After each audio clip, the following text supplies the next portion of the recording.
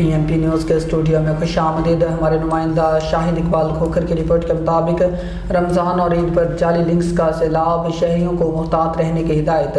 رمضان المبارک اور عید الفطر کے موقع پر سوشل میڈیا اور مختلف گروپس میں جعلی لنکس ہنی ٹریپ تیزی سے پھیل رہے ہیں، جن کے ذریعے شہریوں کا ذاتی ڈیٹا اور مالی معلومات چوری ہونے کا خدشہ ہے۔ ماہرین کے مطابق یہ لنکس دیکھنے میں پرکشش لگتے ہیں لیکن حقیقت میں فراڈ ہوتے ہیں۔ ان کے ذریعے صارفین سے شناختی کارڈ نمبر، بینک اکاؤنٹ اور پاس ورڈ مانگے جاتے ہیں، جبکہ بعض لنکس انعام یا پیسے دینے کا دعویٰ کرتے ہیں، جو سراسر دھوکہ ہے۔ شہریوں کو ہدایت کی گئی کہ مشکوک لنکس پر کبھی کلک نہ کریں، اپنی ذاتی معلومات کسی لنک پر نہ ڈالیں، صرف مستند اور قابل اعتماد ویب سائٹ استعمال کریں۔ کسی بھی انعام یا پیسے دینے والے دعوے کو فراڈ سمجھیں۔